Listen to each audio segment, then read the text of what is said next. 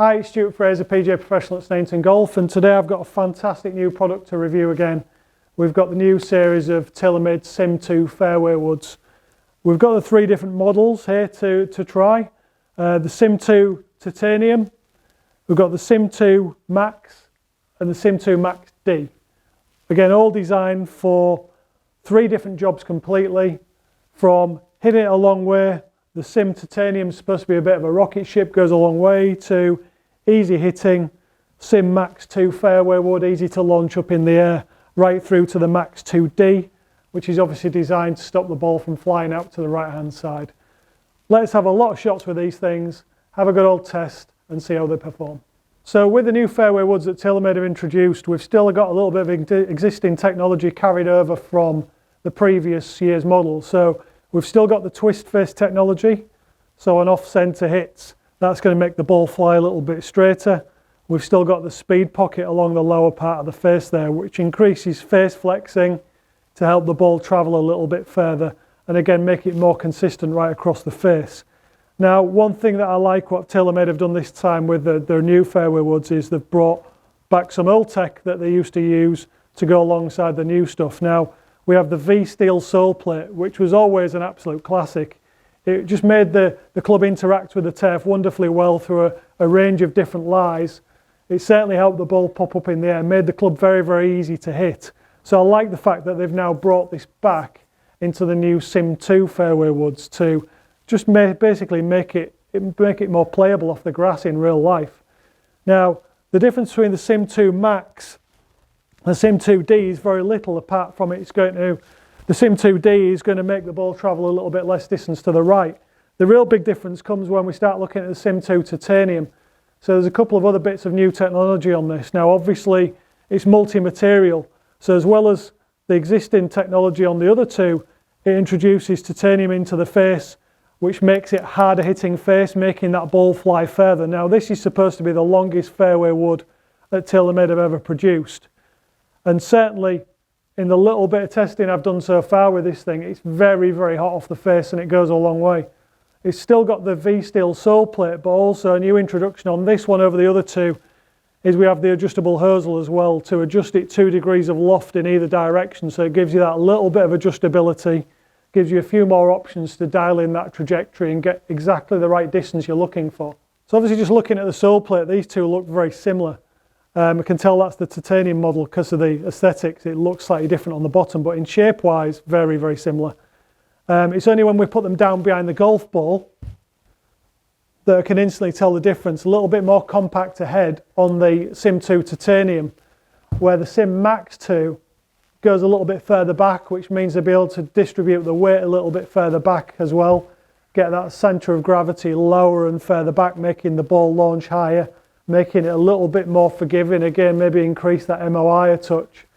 This certainly looks as though this one's going to be really easy to get up in the air due to the design. So we're going to have a go with the SIM2 Max first. I've got a feeling this is going to launch extremely high up in the air. Looks really pleasant in behind the ball, sits very square. It's a really nice head shape like previous models have been. It's an extremely high launching shot. It felt fabulous.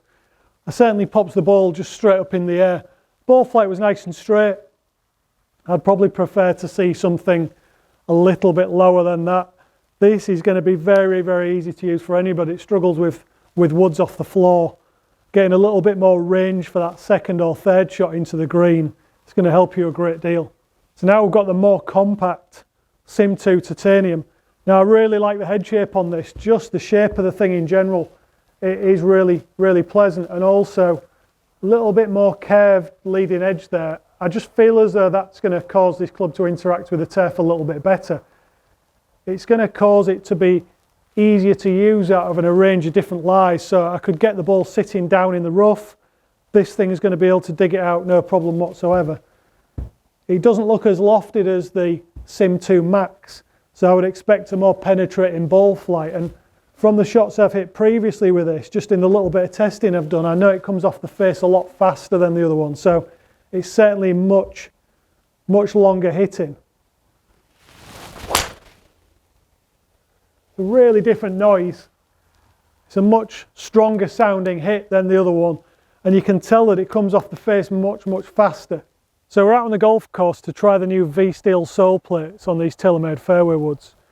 There's one noticeable difference between the SIM Max and the SIM2 titanium head, and that's the SIM2 titanium has a slightly more curved sole plate at the bottom of the leading edge there. I would imagine that's going to help it to dig the ball out of a whole array of lies, where it's a little bit straighter on the normal SIM Max fairway.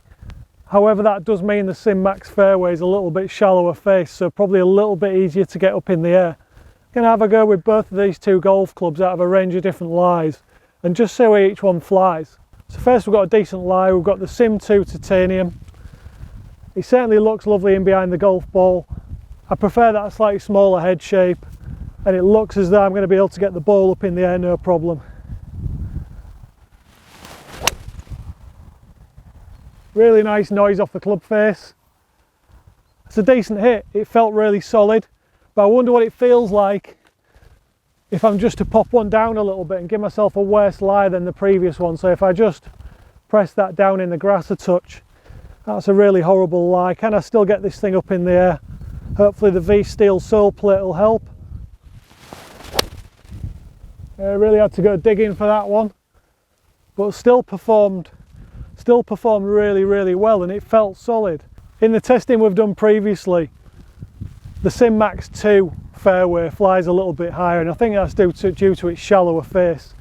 Also due to the design with the weight being set a little bit further back, with the top of the golf club there being a little bit deeper. So let's give this a go. Again, first of all, a decent fairway lie. I would expect this to fly a little bit higher. Totally different noise off the club face. It sounds a lot more hollow, and I did get that higher trajectory that I was getting back in the bay. I feel as though this is much easier to just pop up in the air. So if you're somebody that really struggles to hit a fairway wood, this is definitely going to be the option for you, because it just pops the ball straight up in the air. It flies really high. Yeah, it's not quite as long as the TI version, but it's extremely easy to hit and extremely forgiving. Let's just pop another ball down here. I'm going to pop another ball in that divot I've just created with the TI when I was trying to hit it out of a bad lie, and see if I can actually hit this out of a really ropey fairway lie.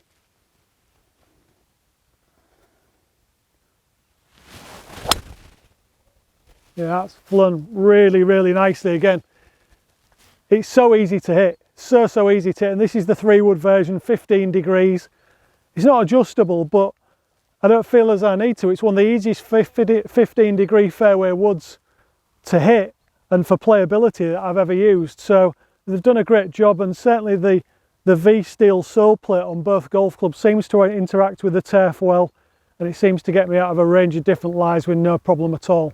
So overall, it depends what you're looking for in a fairway wood as to which one of these products you're going to choose. Is it going to be easy to use, pops the ball up in the air, or something a little bit more penetrating, hotter off the face to give you a little bit more range when you're playing off the tee or into the green?